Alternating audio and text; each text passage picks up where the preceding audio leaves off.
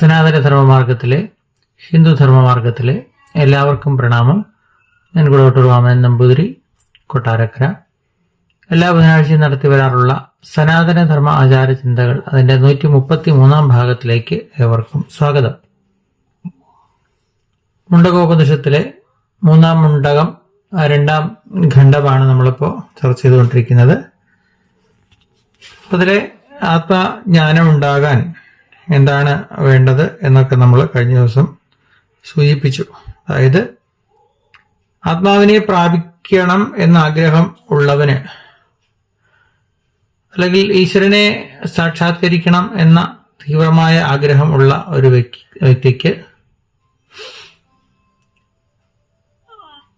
ആ തീവ്രമായ ആഗ്രഹത്തോട് കൂടി അത് സാധിക്കപ്പെടുന്നു, അല്ലെങ്കിൽ തീവ്രമായ ആഗ്രഹമുള്ള ഒരു വ്യക്തിക്ക് ബ്രഹ്മസാക്ഷാത്കാരം അല്ലെങ്കിൽ ഈശ്വര സാക്ഷാത്കാരം നേടാൻ സാധിക്കുന്നു എന്നാണ് പറഞ്ഞു വെച്ചത്. ശ്രീരാമകൃഷ്ണദേവന്റെ ഭാഷയിൽ പറഞ്ഞാൽ, തീവ്രമായ വ്യാകുലതയോടെ കരഞ്ഞാൽ മാത്രമേ ഒരാൾക്ക് ഈശ്വരനെ കാണാൻ സാധിക്കൂ.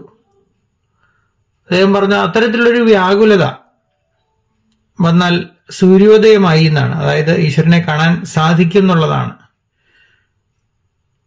അപ്രകാരത്തിൽ സൂര്യൻ പ്രകാശമരുളും അങ്ങനെയുള്ള സാഹചര്യത്തില്. അതായത് അജ്ഞതയാണ് ഇവിടെ, അജ്ഞതയ്ക്ക് എതിരായുള്ള വിജ്ഞാന ഭാവത്തെയാണ് സൂര്യോദയമായിട്ട് ഇവിടെ പറയുന്നത്.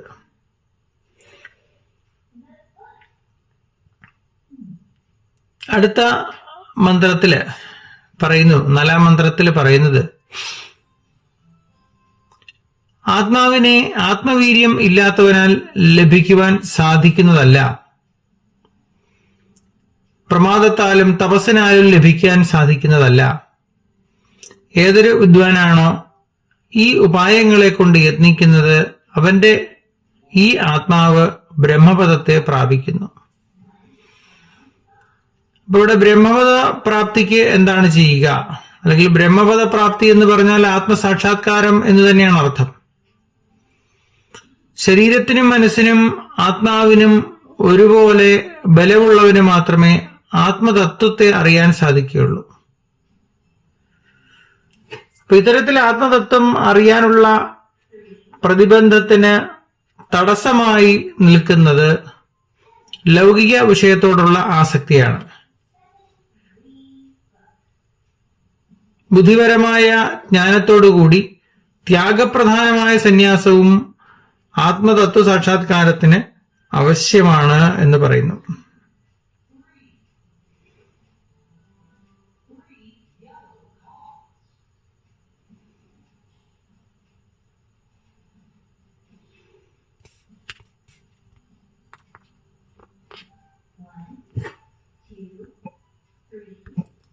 ഇവിടെ ആത്മതത്വത്തെ അറിയാൻ ലൗകികതയെ പൂർണ്ണമായും നിരാസിക്കാൻ പറയുന്നില്ല. അതിന് പറയുന്നത്, ഒരു ഉദാഹരണം പറയുന്നത്, ശ്രീരാമകൃഷ്ണദേവൻ പറയുന്നത്, സമ്പന്നരുടെ വീട്ടിലെ ദാസിയെ പോലെ ലോകത്തിൽ വാഴുക. അവിടെ അവൾ സകല ജോലികളും ചെയ്യുന്നതോടൊപ്പം അവിടുത്തെ കുഞ്ഞിനെ പരിപാലിക്കുകയും ചെയ്യുന്നു. തന്റെ യജമാനന്റെ മകനെ എന്റെ ഹരി, ഉദാഹരണമായി പറയാണ്, എന്റെ ഹരി എന്ന് പറയുകയും ചെയ്യുന്നു. പക്ഷെ ആ വീടും ആ കുട്ടിയും തന്റെ അല്ല എന്ന് അവൾക്ക് നന്നായിട്ടറിയാം. അവൾ അവിടുത്തെ ജോലിയൊക്കെ ചെയ്യുമ്പോഴും അവളുടെ മനസ്സ് സ്വന്തം വീട്ടിലാണ്. അപ്പൊ ഈ ഒരു മാനസികാവസ്ഥ പോലെ, അല്ലെങ്കിൽ ഇത്തരം ഒരവസ്ഥയിലൂടെ, അല്ലെങ്കിൽ ഈ ഒരു അവസ്ഥയാണ് ആയിരിക്കണം ലൗകിക കാര്യങ്ങൾ ചെയ്യുമ്പോൾ ഉണ്ടാകേണ്ടത്. ലൗകികമായ എല്ലാ കർമ്മങ്ങളും ചെയ്യുമ്പോഴും മനസ്സ് ഈശ്വരനിൽ മാത്രം ഉറപ്പിക്കുക. എല്ലാം ഈശ്വരന്റേതാണ് എന്ന് മനസ്സിലാക്കിക്കൊള്ളുക.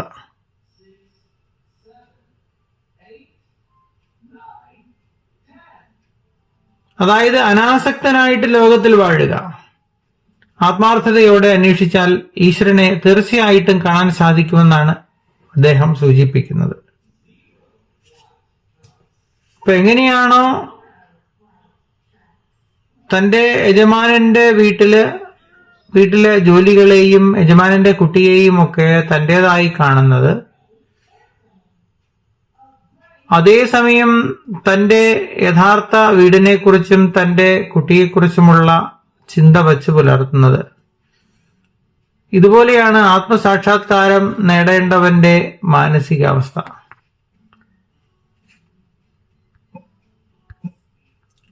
ചുരുക്കത്തില് ലൗകികതയിൽ വിരാജിക്കുന്ന സമയത്ത് പോലും ഈശ്വര ചിന്ത കൈവിടാതെ ഇരിക്കുക. ശ്രീരാമകൃഷ്ണദേവൻ പറയുന്നത് ചക്ക കുഴയ്ക്കുന്നത് പോലെയുള്ള ഒരു മാനസികാവസ്ഥയിൽ വർത്തിക്കുക. ചക്ക കുഴയ്ക്കുക എന്ന് പറഞ്ഞാൽ നമ്മൾ ചക്കയൊക്കെ ഇളക്കുന്ന സമയത്ത് അതിന്റെ അരക്ക് കയ്യിൽ പറ്റാൻ സാധ്യതയുണ്ട്. അങ്ങനെ ഈ അരക്ക് കയ്യിൽ പറ്റാതിരിക്കാൻ വേണ്ടി കയ്യിൽ എണ്ണ തേച്ചതിന് ശേഷമാണ് നമ്മൾ ചക്കയൊക്കെ ഇങ്ങനെ ഇളക്കിയെടുക്കുക. ഇതുപോലെ ലൗകികമായ ചിന്താഗതികളിൽ വിരാജിക്കുമ്പോഴും നമ്മുടെ ഉള്ളിലെ ആത്മീയമായ ചിന്തയുടെ വിളക്ക് കെടുത്താതിരിക്കുക.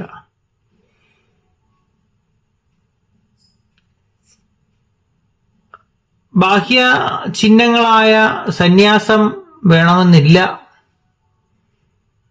ആന്തരികമായ ചിന്തയോടുകൂടിയ സന്യാസമാണ് ഈശ്വര സാക്ഷാത്കാരം എന്ന് പറയുന്നത്. ഇപ്പൊ സന്യാസത്തിന്റെ ബാഹ്യചിഹ്നങ്ങളല്ല വേണ്ടത് എന്നും അതിന്റെ ആന്തരികമായ അവസ്ഥകളാണ് ആവശ്യം ഉള്ളത് എന്നും ഈ കാര്യങ്ങളിലൂടെ അദ്ദേഹം സൂചിപ്പിക്കുന്നു. ഇവിടെ സന്യാസം എന്നത് അല്ലെങ്കിൽ ആത്മസാക്ഷാത്കാരത്തിന്റെ ഭാഗമായി സന്യസിക്കുന്നു എന്ന് പറയുമ്പോൾ സന്യാസം ഒരു ബാഹ്യചിഹ്നം മാത്രമാണ്. സർവസംഘപരിത്യാഗമാകുന്ന സന്യാസയോഗത്താൽ അന്ധഃകരണത്തെ പരിശുദ്ധമാക്കുക എന്നതാണ് ചെയ്യുന്നത്. അത്തരം അന്ധഃകരണ ശുദ്ധി നേടുക എന്നതാണ് സന്യാസത്തിന്റെ ഉദ്ദേശ്യമെന്ന് പറയുന്നത്. ആ അന്ധഃകരണ ശുദ്ധിയിലൂടെ ആത്മസാക്ഷാത്കാരം നേടാൻ സാധിക്കുമെന്നാണ് സൂചിപ്പിക്കുന്നത്. നിരന്തരമായ ചിന്തയിലൂടെ ആത്മസാക്ഷാത്കാരം നടത്താൻ സാധിക്കുന്ന വ്യക്തികൾക്ക് ബാഹ്യചിഹ്നമായ സന്യാസം വേണമെന്ന് നിർബന്ധമില്ല.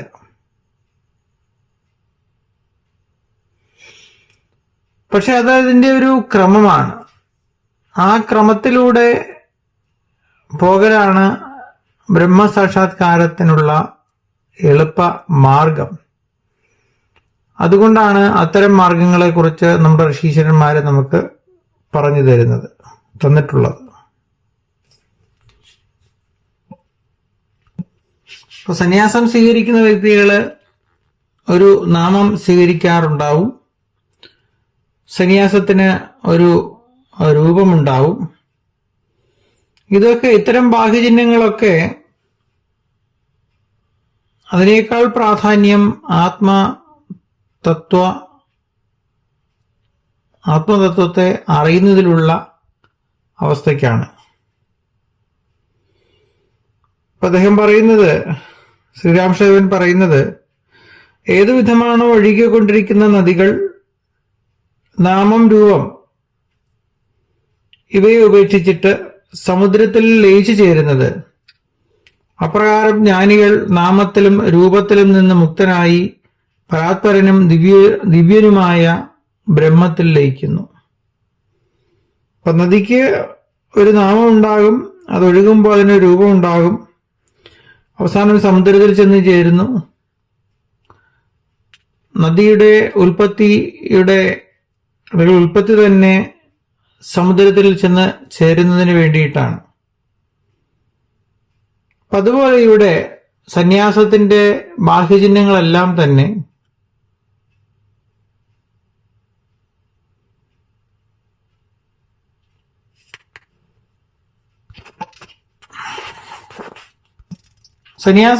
സന്യാസം എന്ന ബാഹ്യചിഹ്നം ഈശ്വര സാക്ഷാത്കാരത്തിനുള്ള മാർഗങ്ങളിൽ ഒന്ന് മാത്രമാണ്, അല്ലെങ്കിൽ ഈശ്വര സാക്ഷാത്കാരത്തിനുള്ള മാർഗമാണ്. നേരിട്ട് ഈശ്വര സാക്ഷാത്കാരം ലഭിച്ചിട്ടുള്ള വ്യക്തികളുണ്ട്.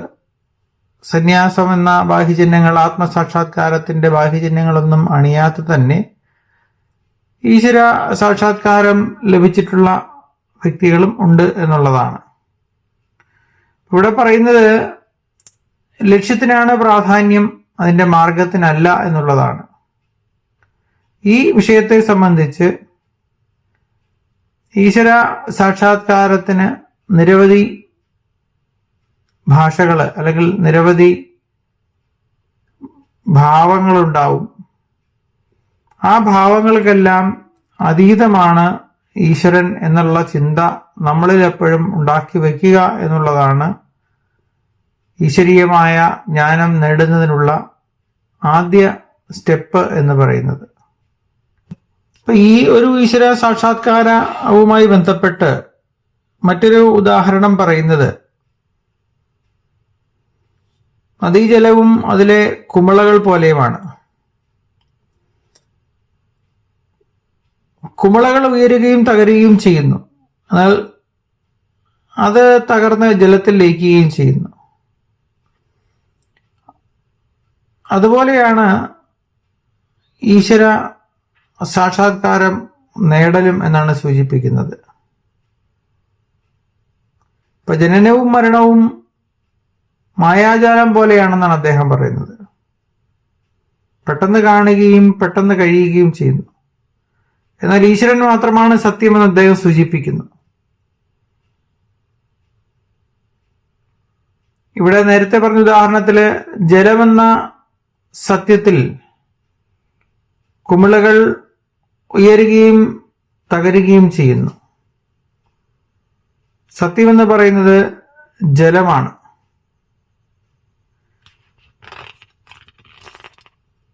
ഇതുപോലെയാണ് പരമാത്മാ തലത്തിലുള്ള ജീവാത്മാവ് എന്ന് പറയുന്നത്. നേരത്തെ പറഞ്ഞ ഉദാഹരണത്തിൽ പരമാത്മാവ് ജലമാണെങ്കിൽ ജീവാത്മാവ് അതിലുണ്ടാകുന്ന നീർക്കുമിളകളാണ്. ഈ കുമിളകൾ ഉണ്ടാവുകയും ലയിക്കുകയും ചെയ്യുന്നു. ഇത് ജലത്തിൽ തന്നെയാണ് സംഭവിക്കുന്നത്.